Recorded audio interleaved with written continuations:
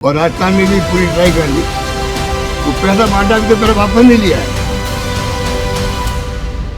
पैसा की कमी उनके पास है नहीं। 10 करोड़ किसे कहते हैं?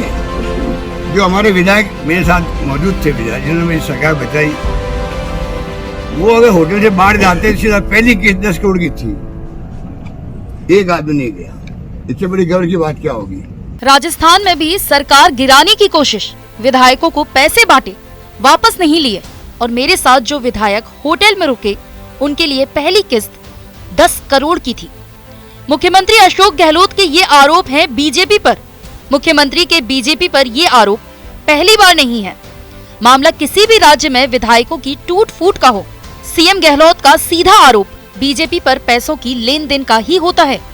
मगर यहाँ सीएम गहलोत जिस मामले का जिक्र कर रहे हैं उसके बारे में जानना बेहद ही जरूरी है। और राजस्थान में भी पूरी ट्राई कर ली।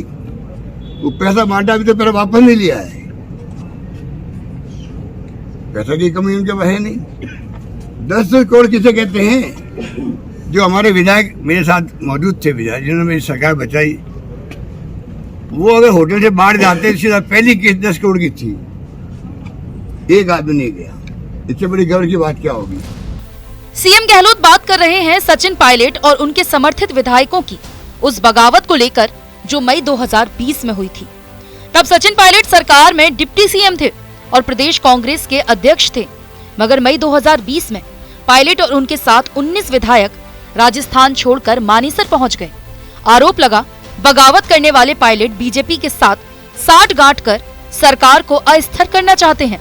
वहीं बगावत करने वाले पायलट गुट का कहना था कि वो सरकार और संगठन में कार्यकर्ताओं की नियुक्ति की मांग को लेकर मानेसर गए हैं। सचिन पायलट ये बात पहले भी कई बार कह चुके थे कि अब उन कार्यकर्ताओं को भी भागीदारी मिलनी चाहिए जिन्होंने 4.5 साल तक वसुंधरा सरकार की गलत नीतियों का विरोध करते हुए सड़कों पर संघर्ष किया है। अब पायलट की मांग क्या यही थी या फिर सीएम गहलोत के आरोप सही हैं? इन दोनों पर ही पर्दा पड़ा है, क्योंकि लंबी चली जद्दोजहद के बाद पायलट अपनी पूरी टीम के साथ वापस आ गए और उनकी इस वापसी में मुख्य भूमिका निभाई महासचिव प्रियंका गांधी ने। कहा जाता है कि प्रियंका गांधी ने पायलट को भरोसा दिलाया कि जल्द ही उनकी मांगों पर फैसला किया जाएगा। अब पायलट की बगावत को भी 3 साल होने वाले हैं। पायलट की कितनी मांगे पूरी हुई ये तो पायलट और प्रियंका ही जाने। मगर हाँ, पायलट ने बीते दिनों ही वसुंधरा सरकार में हुए भ्रष्टाचार की मांग को लेकर जो अनशन किया, उसके बाद से एक बार फिर सीएम बिना पायलट का नाम लिए उन विधायकों पर तंज कसते रहते हैं। मगर सवाल यहाँ ये उठता है कि अगर विधायकों ने रुपयों का लेन देन किया था तो इसकी भी जांच इन 2.5 सालों में क्यों नहीं हुई? अगर विधायकों ने पैसे लिए थे तो ये मामला आला कमान के सामने क्यों नहीं रखा जाता?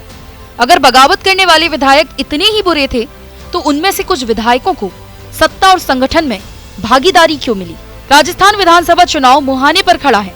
इसी साल के अंत में जनता नए निजाम तय करने वाली है। ऐसे में कांग्रेस के बड़े चेहरों का इस तरह से मीडिया के सामने एक दूसरे पर आरोप प्रत्यारोप की सियासत करने की वजह आखिर क्या है? प्रदेश में बीते 25 सालों से सत्ता परिवर्तन की परिपाटी चली आ रही है, तो क्या माना जाए कि कांग्रेस हार मान चुकी है और इसका ठीकरा किसके सर फोड़ना है, पहले से ही उसका इंतजाम किया जा रहा है।